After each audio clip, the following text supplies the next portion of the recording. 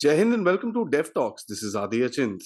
After going through 3 episodes and 3 videos detailing the history of the Chinese Communist Party and their origin, which has brought them to this day, we've also discussed some of their peculiarities in terms of their behavior and their dealings with the outside world. As you can see, I have with me Major General Rajiv Narayanan, who's going to tell us the great challenge that stands in front of India. We all know and point fingers at China whenever something weird happens in our country. We need to kind of make sense of all the madness around to bring up a certain strategy and a certain policy wherein we will be able to handle and counter China. Thank you, sir, for joining me for the first 3 very insightful episodes of the Chinese history. And now we will discuss, as I said, how will India handle the China challenge? China poses a very peculiar challenge, not only to India, to the world, but we should be more concerned of where does India stand? What should we do to face the challenge?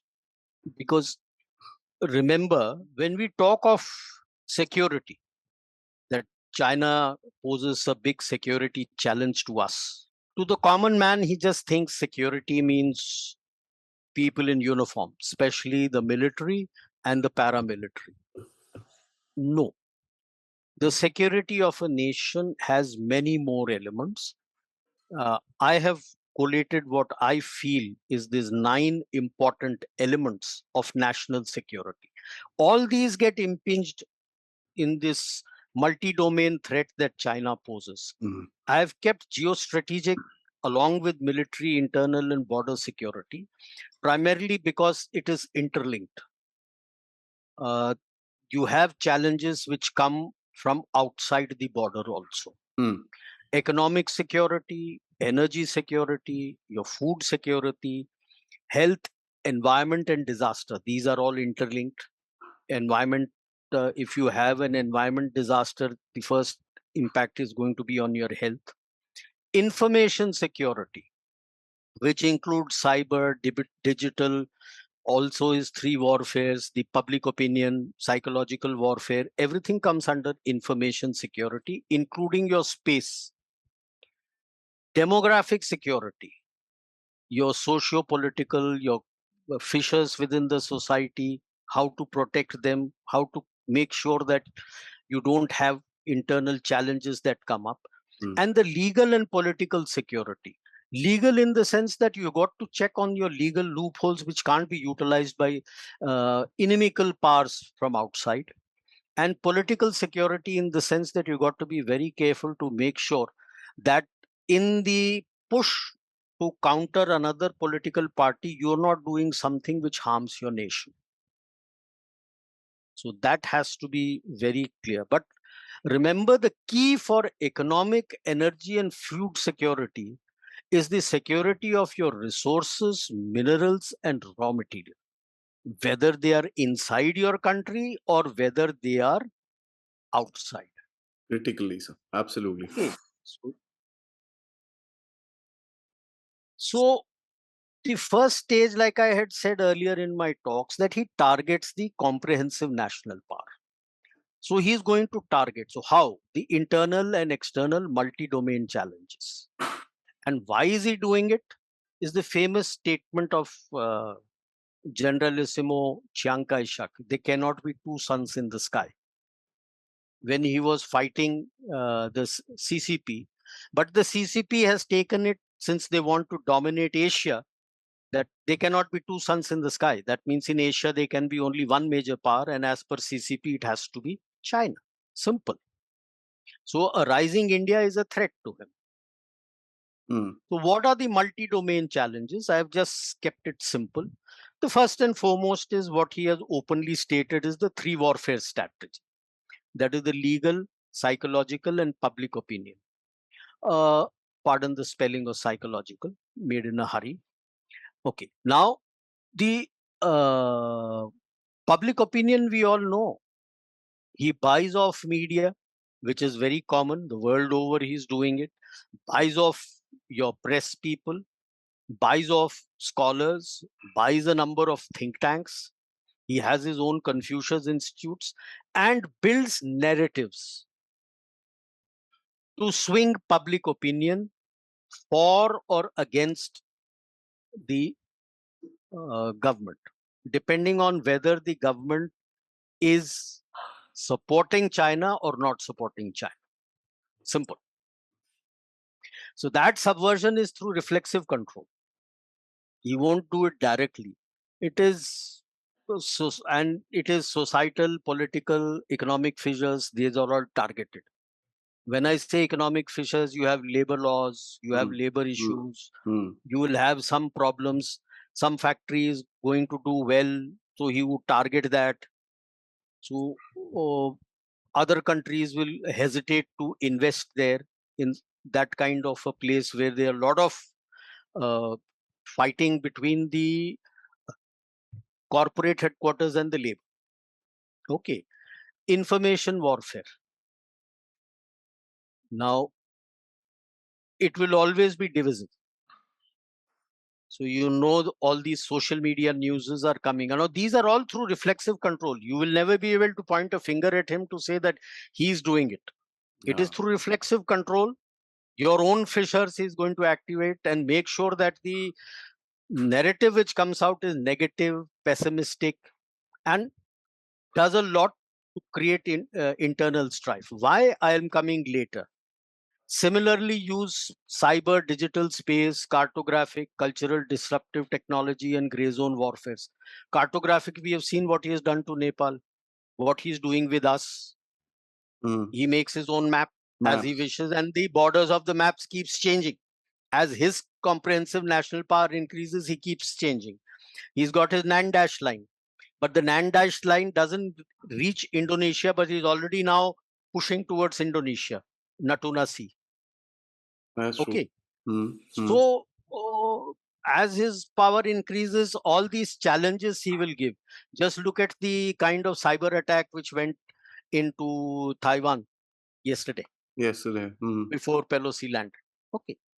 Then in our specific case, the support to the terrorists in the Northeast. It's not that it is something new. It's been going on since the late 60s, early 70s. In fact, in Yunnan, right close to the border with North Myanmar, there's a place called Ruili, where you can prominently see all the headquarters of the militant groups out there. No, he can't wish it away and say that, no, he doesn't know. I'm sorry, it's in your country. And in other places, he'll do it through his cat's paw, Pakistan. The main aim is his biggest threat today is the relocation of the supply chains out. So he doesn't want it to come to India. While some of the elements can go to, let us say, the Philippines, Vietnam, Malaysia, Thailand, Indonesia, but the largest hub in any case today is being viewed as India. Now, if he creates all these problems, people will hesitate. He feels that people should hesitate to move to India. And they will look at China that despite all the problems that he is facing, whether it is by the barrel of the gun or with tanks, he still managed to put a curb on his people, and he doesn't have these issues. This is his game plan. Whether he succeeds or not, that we will see. And the aim is to curb your rise. There cannot be two suns in the sky. Because the moment you rise, you are giving an alternate narrative, alternate model to the nations, developing and underdeveloped nations in Asia, that there is an alternate model to China using which you can also rise. Okay, that defeats his narrative. May I ask you, sir, will he actually go forward and showcase the weaknesses in these kind of places? He doesn't have to. He doesn't have to. Again, reflexive control. He will just work on the minds of the MNCs. Ki kahan ja rahe ho? That is a very interesting thing, because we in India need to understand this very clearly. Yes. So that is why you will never be able to point a finger at him and say that he is doing it. In Latin, there is a very famous term, cui bono, CUIBONO, cui bono. It is a legal term, criminal law. Mhm. Who gains? In geopolitics also, when you see things happening, you have to look at cui bono. Who gains? If anything is happening, somebody else is going to gain from him. Please understand, in some manner or the other, that nation would have been involved in the background to orchestrate that. Otherwise, things don't. If every time something is happening and only that country is going to gain, I'm sorry, things he can't get lucky every time. An odd time, yes. Okay. Before You have you go forward, so it could also be said the other way around. If there is a backlash which is coming onto the Chinese industry today, and if we are trying to pull it across, so would you picture this in the other? we are not even. We are just saying that Atmanirbhar Bharat, and you have to come and make it in India. Nobody has asked X, Y, or Z to come to India. You have just said that if you want to sell something in India, you got to make it in India because I am one of the biggest markets going around in the world, apart Fair, from China. fair So enough. if you, for the market in China, you are going to place a factory there, I'm sorry, I will not permit you to make it in China and sell it here, which is as big a market as China. It demands Respect. that you respect that you come and make it here. Second, it is also understood with COVID that if you have only one hub for your global supply chain, if something happens there, then you are up a gum tree. Yeah. So you need multiple hubs at different places so that even if one hub falters, you do have something available elsewhere. That's true. Mhm. It's like in communication switching, automatic switching. If one exchange is going down, your call will get routed through another exchange. Redundancies in the. Yes, yes, the yes. This is the sort of the multi-domain interior challenges which I've broadly kept it limited. There will be many more when you look at the unrestricted warfare. The external challenges. Again, I have given 8 of them, and the ninth one, which is emerging now. String of pearls and BRI, I don't need to mention much. The salami slicing along your borders. 3 warfare strategy for anti-India narrative around you. Just see, even though the government was overthrown in Maldives, still today, get out India placards are coming up there. Okay. You fix elections to get anti-India government in place. Prime example is Sri Lanka and Sri Lanka, Maldives. Yeah. Nepal. Nepal, isolate India in the neighborhood. That is his aim, that you get isolated. He would not like you to get enhanced space in the international fora, well known when you were trying to get into the MTR and NSG and other places. He would not permit you. He is not accepting you, the biggest stumbling block for becoming a permanent member in the Security Council. Okay. So he will do everything to inhibit your multidimensional outreach, because we are not looking at only pure security. Ours is a multidimensional approach in the real sense that anything and everything that the country needs, it comes from the country's needs, not my need. Like the BRI is his need.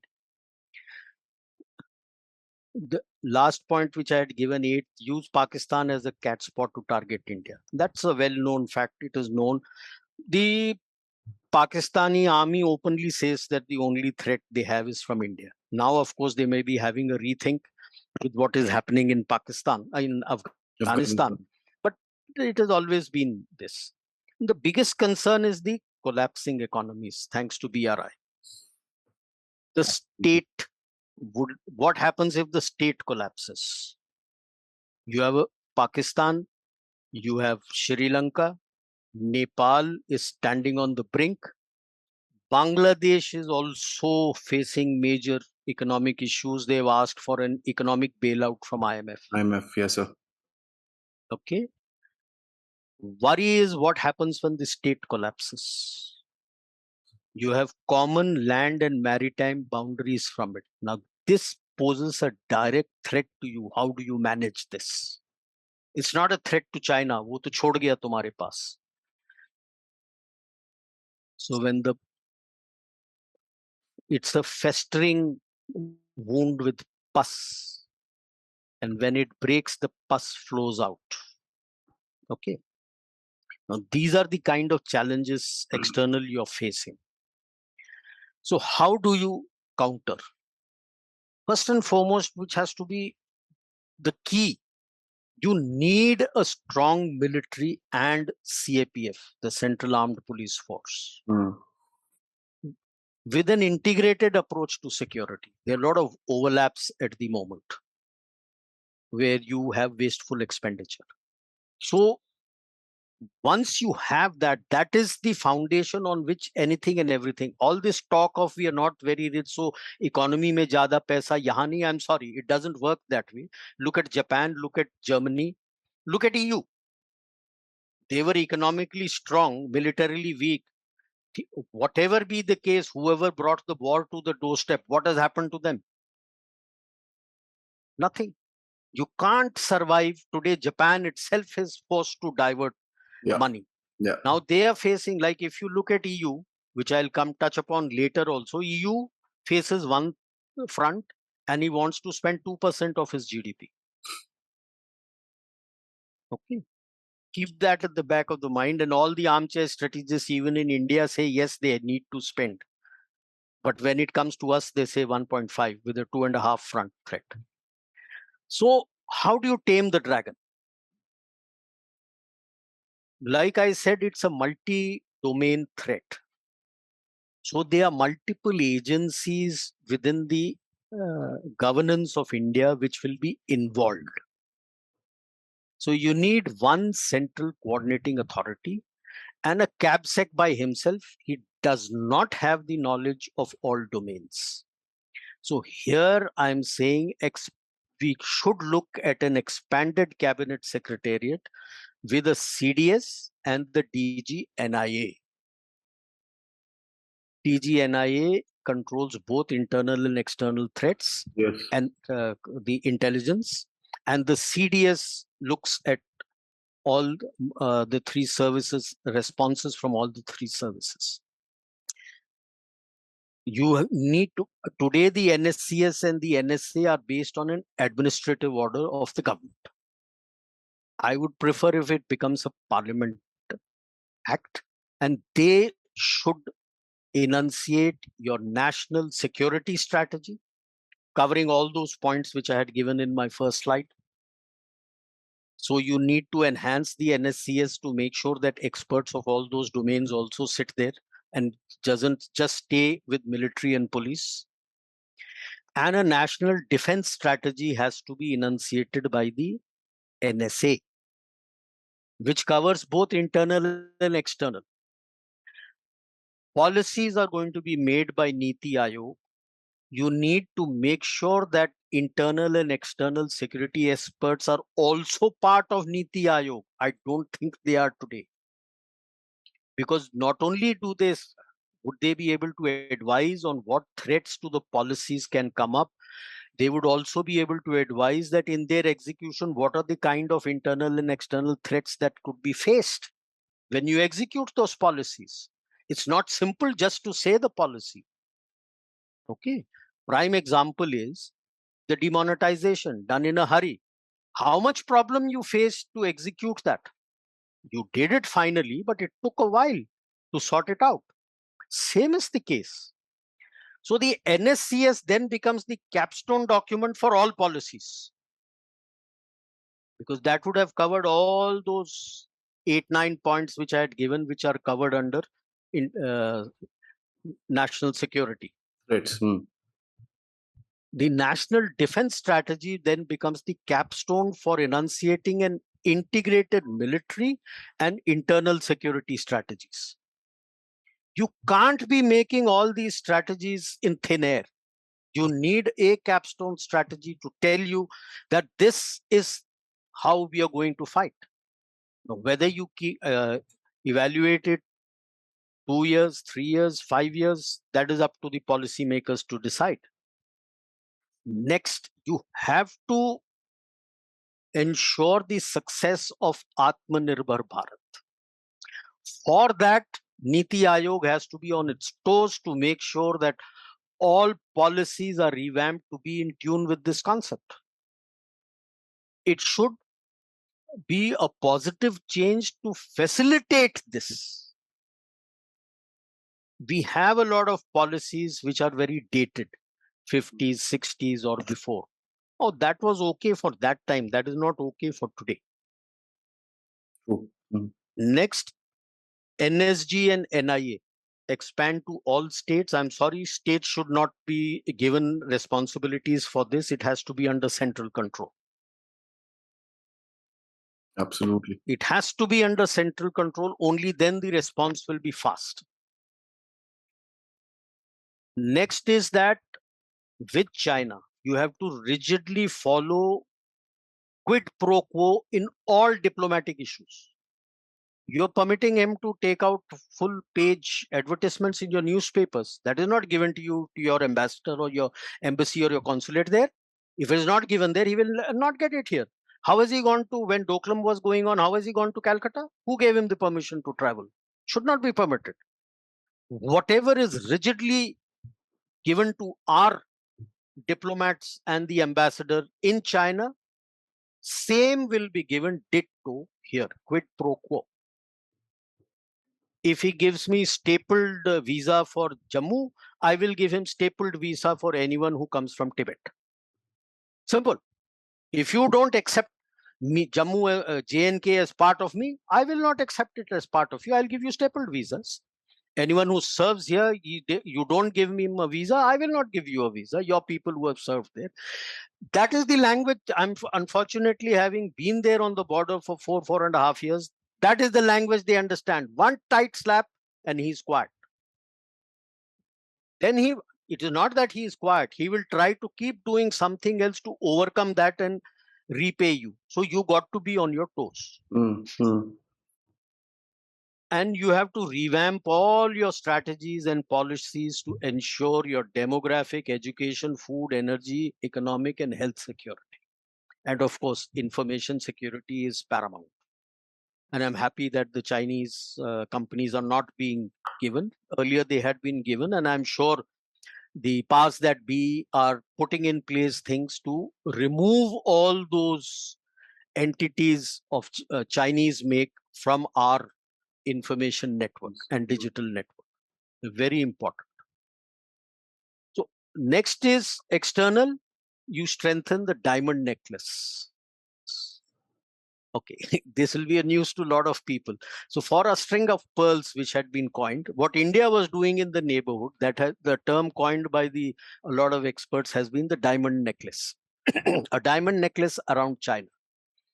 So for that, the unfortunate part about Asia is that there are multiplicities of commissions and entities and agreements which are in place. Like you have BIMSTEC, BBIN, ASEAN, SAARC, and a number of others, Asia, Africa Economic Corridor. There is a Japan, US, Australia trilateral. AUKUS has come in. Your Mekong Delta with something which the Chinese have done, the Americans have come in. So which overlap, and the nations of the region don't get the best bang for the buck. To sort that out, I would recommend that we should have an Indo-Pacific Council with like-minded countries of the region, which the US and West, I'm sure, would support. And you no need to redo any agreements. Let it subsume all the extant agreements, MOUs, commissions, everything as different verticals. Have a secretariat over that so that at least they are able to whittle out the overlaps and make sure that the sum of the parts is greater than the whole. And I have full faith in our diplomats and the diplomacy to be able to handle this. This, I think, should be done so that everybody comes on board, the nations come on board, and the requirement of the nations, especially the underdeveloped nations, is looked into. Similarly, we should also, with like-minded countries, do a reverse three warfare strategy against China. Same with reflexive control. There are plenty of fissures that has been created by China in the countries that it has gone into. Mm. We should look at making use of those fissures to generate a reverse three warfare strategy through reflexive control. When you do all this, you are providing an alternate economic system for growth in the region. It's not just about India's rise. It is that the nations of the region also have an alternate economic system, and which furthers what Prime Minister Modi had said in the Shangri-La dialogue, Sagar, that is the security and growth for all in the All. region. Mm. This would be able to provide that. So, and this would further strengthen the diamond necklace to negate China's string of pearls, whatever we are doing. And this, I think, would be able to balance his outreach. While the previous slide showed how to counter China in India, this is how to balance China in the region. I'm not saying all countries are going to buy into your ecosystem. Somebody may still be leaning towards them, fine, but there is a balance that is available because there is an alternate model available which people can take. That's Now, from here, coming to our military reforms, which is the talk. Because like I said, a strong military has to be there. Now, any structural changes that you're going to do, reorganization and restructuring, you got to be very careful of what you're going to do because the impact is going to be felt about 10 years down the line, whether you are right or wrong. The start point is always to enunciate an integrated military strategy. That how are you going to mesh the efforts of our three services together to counter. And I would like to say today, if we say India has risen, let us not look at a threat-based capability. We should look at the future and say what should be our military strategy to be a regional power. So when you go for a capability-based reform, automatically you're going to overcome all the threats that are going to be there in the region. Then the others are going to start doing things to see that how to counter it. Simple factor is like India, Pakistan. You created the cold start doctrine, though it was a single service thing. But Pakistan was worried about it, so he's come out with this new concept of warfare to beat your cold strategy. So you need to develop an integrated military strategy looking into the future. Based on that, you have to decide that to be able to execute that strategy, what are the capabilities that are required in the Army, Navy, and Air Force? What kind of capabilities and weapon systems and platforms you need for executing that strategy? Once you're clear on that, then comes the integrated structures of how best you can use those capabilities. It is only then you should go for structures to decide that if I am looking at this, this is the kind of structure I need. So this is the kind of integrated structures that would come. And from these flow the individual service strategies. From the integrated military strategy and the capabilities comes the individual service strategies that to further that and these capabilities, each individual service would have that. Having created the integrated structures, then the service can look at what kind of structures you need for yourself within the service.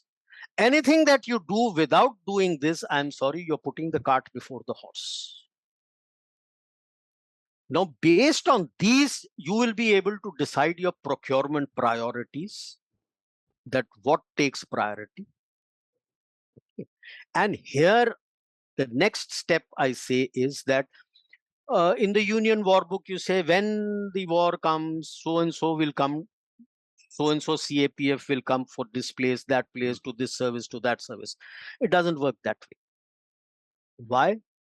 Because when you look at a border defense force, the border defense has two very clear aspects: border policing and border guarding. Mm. Or rather, I would say border guarding has two aspects: border policing and border defense. Okay. Border policing and border defense are as different as chalk from cheese.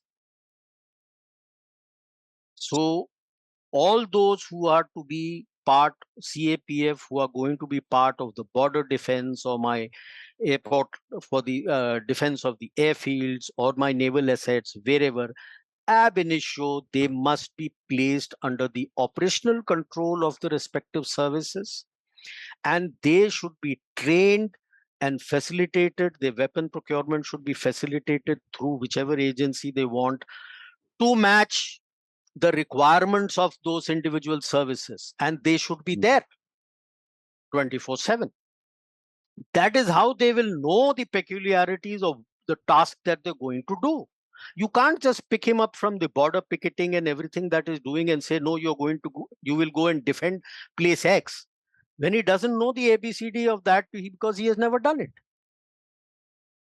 The moment you do this, the overlapping tasking and overlapping needs, everything get covered. You will have economy of scales. Yeah, true. You have integrated your military, you have integrated the CAPF, you get economy of scale. And the most important we come to now is the budgetary support.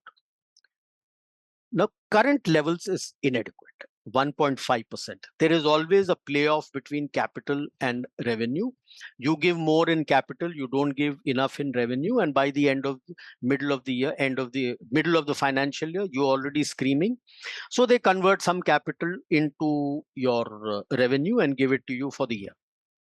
Now, capital, people think that the service procures. No, it's the government which procures. It is the defense secretary and the Raksha Mantri who's responsible, not the individual services. I'm sorry. People should understand how it is. Individual services have only 500 crores. The Raksha Mantri has more, and over 1500 crores, it goes to the CCS. Okay. You have the 1000 crores is the Raksha Mantri, 2000 is the, I think 1500 or 2000 is the finance minister, and then it goes up there. Now, this is where it is played. Up to 1000 crores is done. But I know that when you're going for big platforms, it costs more. It costs thousands of crores. Yeah. Okay. So it goes to the finance ministry and it goes to the CCS, and that's where it rests. The other fallacy people have is once the DAC is cleared, they start jumping that, 20,000 crores have been cleared by the DAC. So what? DAC is just the start point of procurement. That's not the end point of procurement. That means the whole procurement process has just started.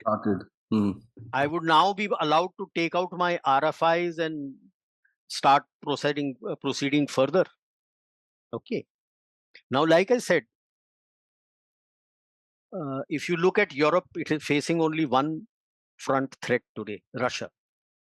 And they're all clamoring for 2% GDP, and most of the armchair strategists in India and everywhere accept that 2% of GDP is needed by Europe.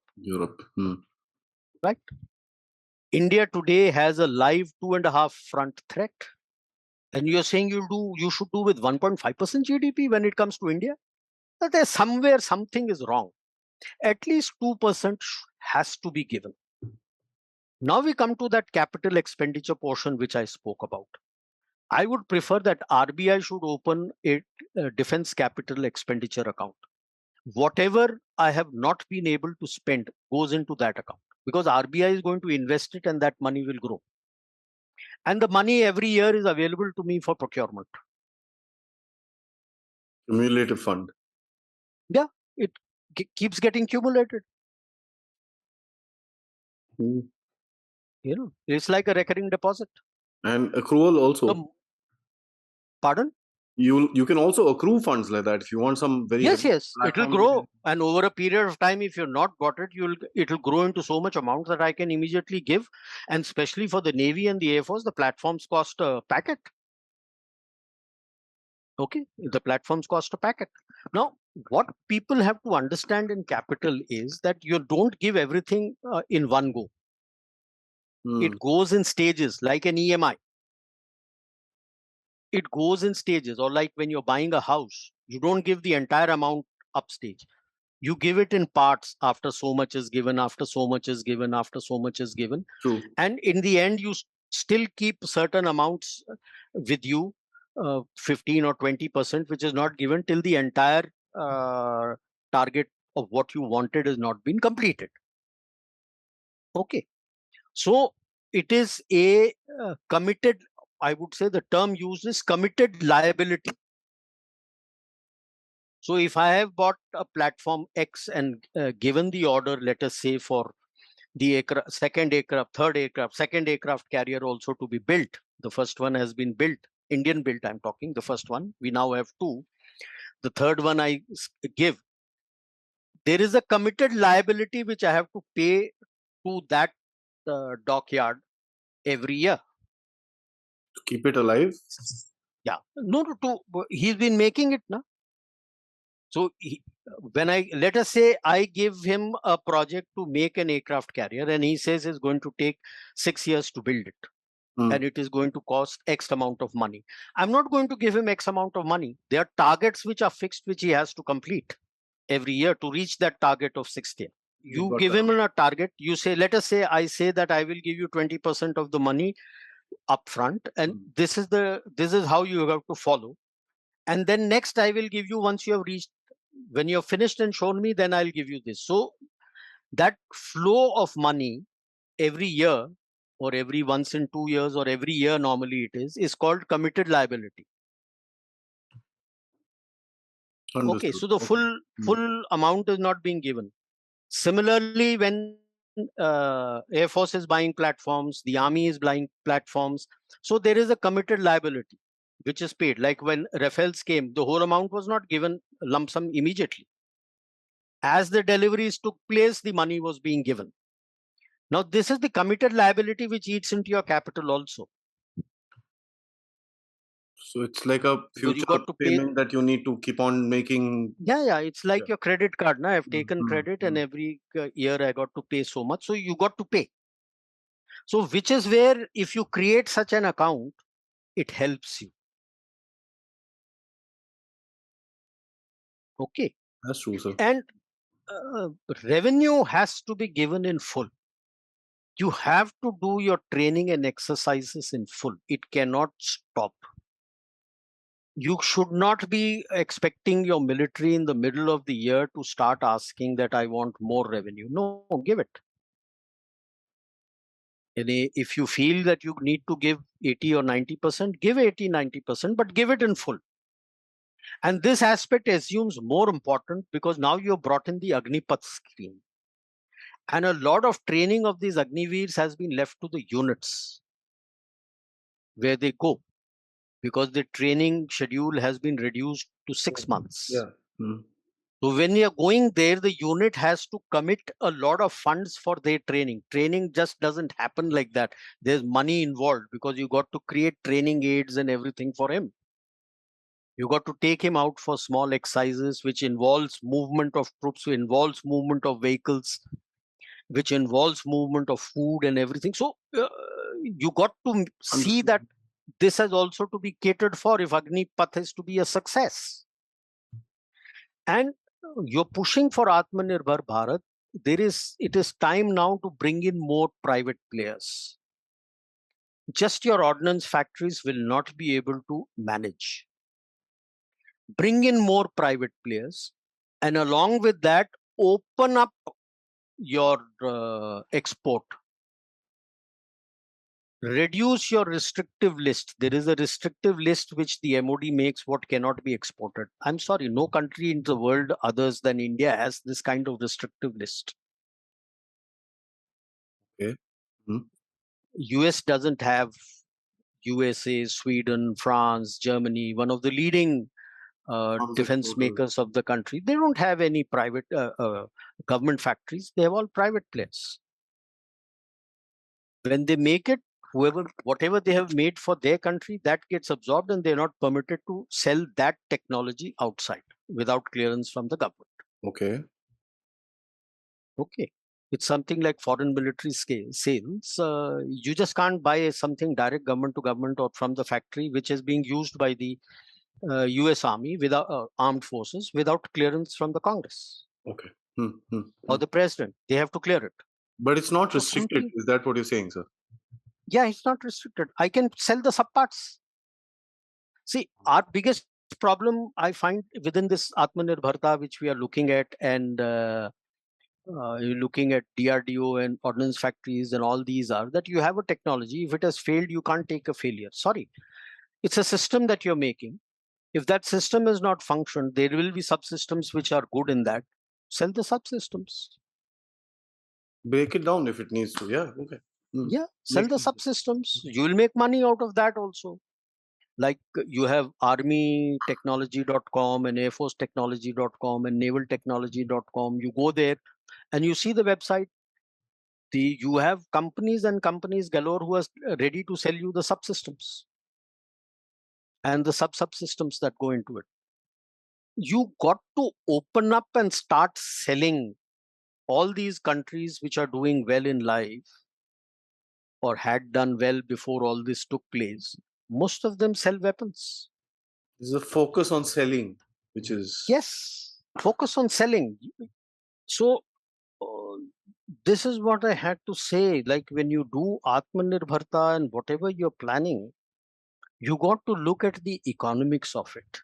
If absolutely. you think somebody is going to spend billions of dollars just for the Indian military, I'm sorry, we don't have that kind of market.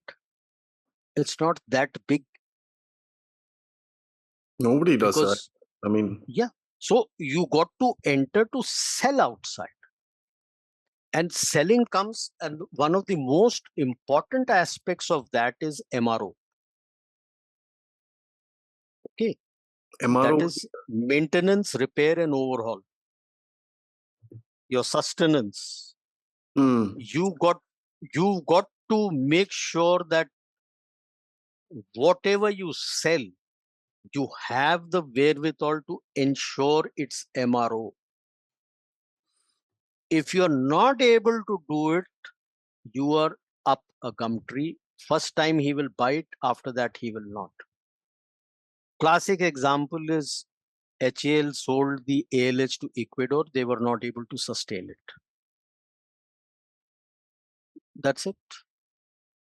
You lost the Latin American market. So whenever you go in for anything, you got to make sure that your MRO resources are there in place to ensure the sustenance of that.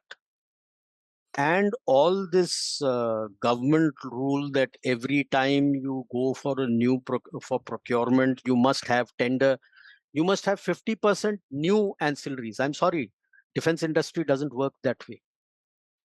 You cannot. That means if I have a system today, something fails, I can't even go back to that person because he would have changed it to somebody else because of this foolish law that every time when you do it, you look at your defense procurement policies which are there, Hmm. that the ordnance factory every time has to bring in 50% new ancillaries. How can you sustain yourself like that? If a new system is coming in, if you're telling please bring in new so that more people can get job, that's a different issue. If a platform is already in place, you should not change the ancillary. It has to remain the same. Accountability comes then. True. Then Absolutely. you'll get accountability. किसकी Otherwise he's not, because he'll be a fly by night operator. किसकी गर्दन पकड़ो जाके. Kisko Absolutely. pakdo? Hmm. Right. True. True. True. So that is the same problem across the three services you're feeling, because it's not there. New platform, you say bring in new ancillaries. Yes, because the platform is new, the technology is going to be new, there will be new players who will be available to be able to give you that technology. So Hmm. these are the things you got to be careful about when you push for a strong India. And you have to be very careful of the dragon. Don't take him lightly. Like I always tell my people, that if he reaches out his hand to shake your hands, when you get your hand back, count your fingers. Check for a buzzer. Okay.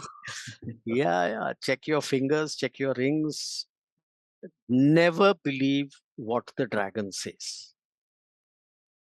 You have to be constantly on your foot, outthinking the other person. So you should have people studying about the dragon more and more and more. The books that they read, we need to get those and get our people in place to read and understand the dragon, so that you can think like him and understand that when he says or does something, what should you expect next.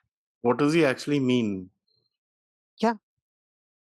What does he mean? What is, like today now he is not moving back, he's building bridges, and you are thinking, why did you get out? Everybody, the main question is, why did you get down from the Kailash range? We should have stayed there and forced him to go back. Is there a case in point to go back up to the Kailash range? That if he's not listening, go back up. Push the envelope. He is already facing something on the other side. Is it the ideal time to push the envelope? Indeed, sir. We don't want Xi, then do something, put him under pressure from on both flanks. If he can give you a two-front strategy, why can't I? He's facing something in Taiwan. I give him another situation out here and say, come and talk now. So that it's not hunky-dory. He goes for the exercise there, I do my exercise here and go up and secure North and South Pangong Tso and say, come and talk. So he only listens to strength and such language which he uses. He only listens to that. Do that. Like, I am very happy that the US did not listen to him and Pelosi went. And they have put those two aircraft carrier groups there on the flanks, and they should continue to do so. Even after he ends the exercise, they should continue to do so. Then he gets worried. What are they going to do there? Yeah. If the one which is towards the north, shift it up further up towards the Bohai Sea. Right? Get it near Senkaku. Now he gets worried more. There is one here, there is one there. All our people are sitting there. What do you do? He won't be able to deploy. He'll deploy what? जगह नहीं होनी sir, इतने बड़े-बड़े carrier groups पड़े होंगे. Where will he go? The only place he has to deploy is South China Sea. Rest are chota lakes when we look at oceans and other things. Yeah. So then we all talk that he keeps violating, like we also violated, come close, and he's crying on the LAC. Do the same thing in Taiwan. Who's stopping the US and the Taiwanese from doing it? Even the Air Force, I think there's a statement that has come out with request the Indian Air Force to maintain. Yeah, you fly, I fly. No. That is the only language I'm saying he understands. Yeah. We flew, he came, we flew, and now he is saying, no, mat karo, hum bhi nahi karenge. That's the only language. So why are Americans crying ki he's violating Taiwanese airspace? You violate his airspace in the same manner. When he violates Taiwanese airspace, you have to teach the Taiwanese that you ping him with the radar and lock him with your missiles. You have training frequencies available. Na? Your worry is that working frequency should not be there. Use the training frequency. The moment you ping him and you lock him with your missiles, his antenna will be up. Will he do it? You're not doing it, so he's doing it. Moment you ping him with your radar and lock him with your missile, when you light him up, his aircraft gives the signal, you're lit up, he is worried. And those pilots are not those gung-ho types. They will be worried. They will be worried, yes. They will be worried. Okay. So, sir, thank you so much. This was actually a very, very insightful discussion. I have a ton of things that I'd like to ask you. One of the things I think a lot of viewers would have, because we see a vulnerability within our democracy. And that is one of the things that the Chinese do take advantage of. And that's something which worries, I think, most of us. People don't have any doubts with regards to the capability of the military in terms of holding our borders and holding Chinese back. But I think there is a doubt that the people have in terms of the social fabric that the Chinese can disturb, and especially with the kind of news about Chinese spies being caught a whole lot of, there was a whole club that was found in Noida about a month and a half ago. So there is a certain fear which comes into the general populace. So I think we could discuss a little more on that in the next topic, wherein we could understand the fault lines and how we could protect those fault lines within India and from any push into China. And of course, one another question that I would have for you, where we could discuss in the next episode, is that being China is a closed society, how could we inflict the similar kind of damage within China and touch upon their fault lines, sir? Yeah, there are a lot of fissures in China. We feel it is a closed society. It is not. So that's something A I think lot of is going to be yeah, a interesting for lot us of to learn. people have suffered, and fault lines do exist, and we will be able to make sure do that. And yes, of course, I would be glad to. But that one point which you said about the societal fissures, that can come only from education security. No amount of internal security and others can come. If you are taught this right from the childhood to think about your nation and not about ummah or anything else, then automatically all these things come when you'll First, think yes, sir. in terms of your nation and not about your caste or religion. Indeed, sir. Wise Nation words. comes first, because that, yeah, because that is what, like, if you take the Indian military, nobody talks who are you, what is your caste or what is not. It is your appointment, you're doing a job, you're supposed to do a job, and as a team you're going to do the job. You are going to control anyone and everyone. Caste, creed, color makes no difference, religion makes no difference, and everyone has delivered there. And since I look at it from that point of view, that in the military so much is given to your professional competence and what you are doing for the benefit of the military itself. Automatically, the person is only thinking about his military. He's not thinking about anything else. Hmm. That's true. I think a So, whole lot of same, education in terms of understanding, in terms of yes, yes, yes. If you're going to, if you're not going to teach them that, see, I'll give you a simple, I'm saying right from kindergarten, I'll give you a simple logic. As a kid, when we used to go to school, and as I grew up a little, I used to question that. Ram is a good boy. He'll be fair, neatly dressed, and standing. Ram is a bad boy. What is the figure you have given? He is dark in color, his nose is flowing, and he's torn clothes. Automatically, psychologically, you have taught the child to look down upon such people and not to trust them. Is that true? absolutely. It's not true. It's No, it's this is just what I'm saying when you yeah, say education, security. This is what you got to the teach. mindset. Absolutely, sir. Yeah, if you had taught that Sham is a bad boy and show him stealing something from a hand cart, now it strikes the child that stealing is bad, and since he steals, he's a bad boy.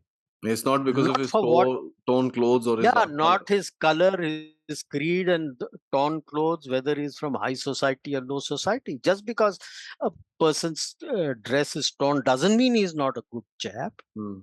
It's just that his parents can't afford it. That is unfortunate. So, saying, say, I gave a simple example of this is what you got to teach in your education. You got to revamp this in your education. Bring in humaneness. When we were kids, we used to be taught what is called moral science.